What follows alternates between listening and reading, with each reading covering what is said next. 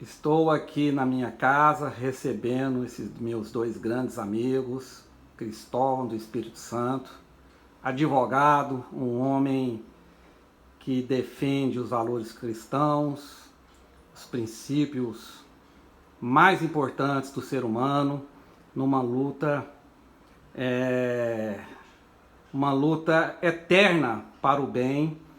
Ao lado dele, Rafael Vasconcelos, jornalista, também um homem cristão, também um defensor dos bons princípios.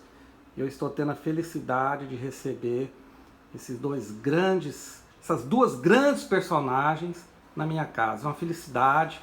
Estamos aqui reunidos num café da manhã e com a proteção de Deus, Amém. Né, Cristóvão? Amém. Em nome de Jesus. Muito feliz por estar aqui na casa desse irmão em Cristo, que é o Jean, que nos acolhe com tanto carinho, ao lado do meu outro irmão, Rafael. Nós nos conhecemos há algum tempo, fazendo programas de rádio juntos. Um programa feito com muito amor pela nossa audiência, com muita gratidão a Deus, inclusive pela rádio que nos acolhe, a Rádio Vinha FM. Estamos aqui num bate-papo espontâneo, discutindo as grandes questões de nossos dias, com a certeza que nós estamos vivendo, sem dúvida nenhuma, momentos bíblicos, momentos proféticos, inusitados, inéditos na história da humanidade, momentos em que as pessoas terão que se posicionar de que lado se colocarão, se ao lado de Deus ou se ao lado do inimigo de nossas almas, o príncipe desse século. Essas são as escolhas que nos são postas. Nós estamos escolhendo ser milícia de Cristo. Nós estamos escolhendo nos colocar ao lado do homem comum, do homem simples, cujo século pretende destruir, como estamos vivenciando em nosso país e no mundo. Nós estamos vivendo uma guerra, que eu chamo de guerra de quinta geração, uma guerra não convencional, com a utilização de agentes biológicos e uma guerra psicológica. Essa guerra psicológica, o efeito talvez mais devastadores do que essa guerra por agentes biológicos, as pessoas estão atemorizadas. E você tem uma grande mídia hoje, infelizmente, ampliando o problema, expandindo o problema, muitas vezes com os interesses mais escusos. E o nosso papel é fazer o contraponto disso. É mostrar que o problema existe, ele é sério, acabei de falar em agentes biológicos, em guerra de quinta geração, mas, felizmente, há saídas. As pessoas vão continuar vivendo. A vida precisa seguir. Nós vamos ter que aprender a conviver com isso. E não nos esconder debaixo das nossas camas.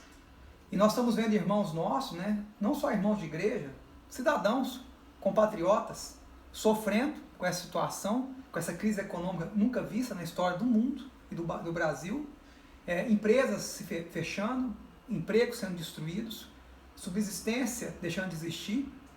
E isso está errado. Nós podemos conciliar a prevenção dessa enfermidade com a atividade econômica. E nós temos que romper esse conceito que a atividade econômica é ganância. Não é ganância não, é vida também. Sem atividade econômica não há subsistência das pessoas, não há impostos. Não se pode nem mesmo combater a enfermidade do ponto de vista público se não há arrecadação. Então tem que haver um meio termo nesse processo. Lembrando que em Goiás nós já estamos há 60 dias com as atividades comprometidas econômicas. Nós temos setores inteiros parados desde março, desde meados de março. Isso tem que ter um fim. Nós temos que aprender a conviver com isso, como aprendemos a conviver com H1N1, com outras enfermidades. Temos que aprender a conviver, tomando os cuidados, protegendo os mais vulneráveis, mas sem destruir as liberdades individuais e as garantias fundamentais. Então que Deus nos dê direção, nos dê graça, que Deus abençoe nossas autoridades. Não desejamos o mal de nenhuma autoridade, mas que Deus dê sabedoria para que as decisões sejam tomadas em consenso com as pessoas, em respeito. A dinâmica está errada. Isso não pode ser imposto do Estado para as pessoas. Isso tem que vir de baixo para cima. A sociedade organizada, buscando soluções e sugerindo ao Estado de forma respeitosa e sendo ouvida de fato. E não as coisas impostas como estão sendo há mais de 60 dias. Isso tem que acabar. E eu espero que esse momento, recentemente tivemos um avanço positivo nesse sentido, façam com que as autoridades repensem essa postura, essa dinâmica e ouçam mais a sociedade. E que possamos juntos achar soluções viáveis para manter a atividade econômica e ao mesmo tempo fazer a prevenção. Isso é possível. Vários países estão fazendo isso, a Suécia está fazendo isso. Alguns estados estão adotando esquemas muito mais saudáveis, sem necessariamente levar a um maior aumento de casos. Então que tenhamos a sabedoria que outros estão tendo e aprendamos com eles. Por isso estamos aqui hoje, nesse momento. É isso aí, Cristóvão.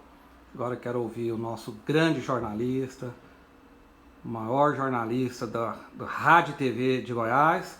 Mais de 1,80 m. Só não entende nada de futebol, mas de valores cristãos, de princípios, do que é ser um ser humano de verdade.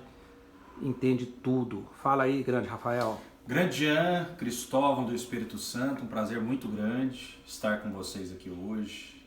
Eu acho que a vida são esses momentos, né? Simples, mas porém com amigos, né? Tanto que é bom a gente ter amigo, a gente ter irmãos, a gente ter companheiros mesmo. Eu vou tentar ser breve, mas eu concordo com rigorosamente tudo que o Cristóvão falou. Enquanto ele falava, né, eu acho que a melhor definição para esse tipo de situação que a gente está vivendo hoje, essa pandemia, esse terror, esse medo, é que nós estamos hoje numa guerra fria.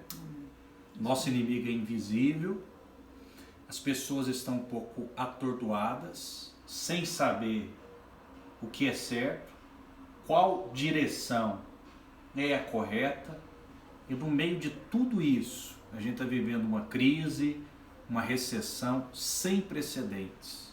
E o que me chama muita atenção, Cristóvão, meu caro Jean, é a incoerência. Enquanto a gente vê muitas vezes um transporte público lotado, e transporte público no Brasil são pessoas muito próximas, às vezes 5 centímetros umas das outras. Transporte público acontecendo a todo vapor, embora supostamente a orientação é para que as pessoas só fiquem sentadas, mas na prática isso não acontece. Então, enquanto a gente vê esse cenário, a gente percebe pequenos comércios fechados.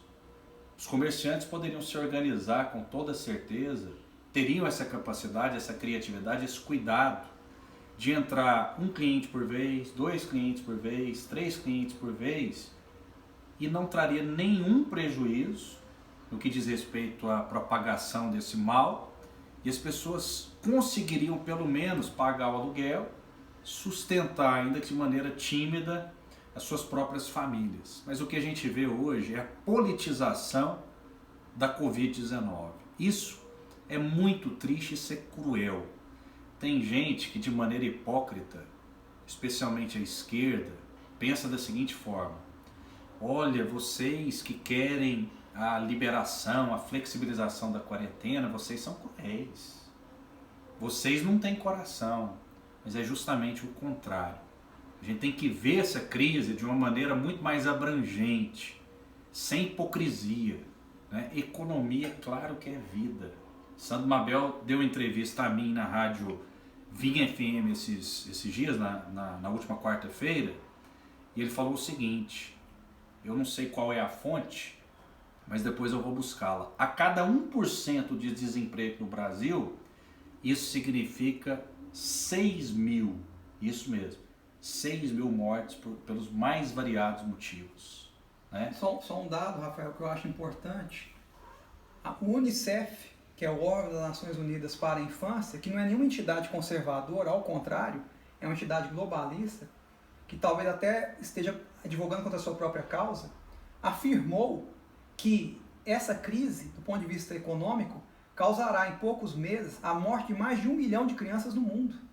Porque seus pais perderão a subsistência, essas crianças morrerão de doenças oportunistas, de subnutrição, mais de 1 milhão de crianças no mundo, que é um número que com certeza é muito maior que qualquer número de Covid-19 em qualquer país. 1 milhão, Cristóvão? Mais de 1 milhão de crianças. Isso Unicef, não é nenhum órgão conservador, nenhum panfleto conservador afirmando isso. É o próprio órgão das Nações Unidas afirmando, o mesmo órgão ligado à instituição que comanda a OMS. Então, na verdade, quando nós falamos de atividade econômica, estamos falando de vidas também.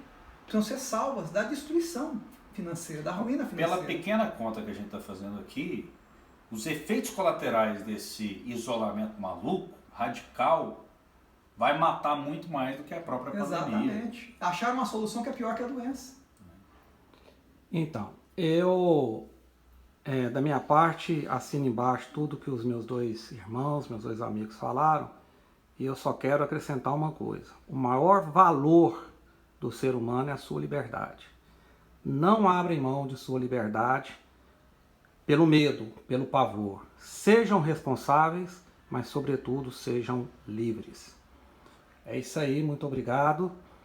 E eu quero terminar dizendo que esse é o melhor café da manhã que eu passei nos últimos tempos, porque eu estou passando ao lado dessas duas pessoas queridas. E ele está acontecendo ainda, esse café da manhã. Não é? É o famoso... A gente já vai ter que ir embora? Não, claro que não. É o famoso brunch, né? Que dura a manhã inteira, vai até a hora do almoço. Aí já emenda com o almoço. Exatamente. É isso aí.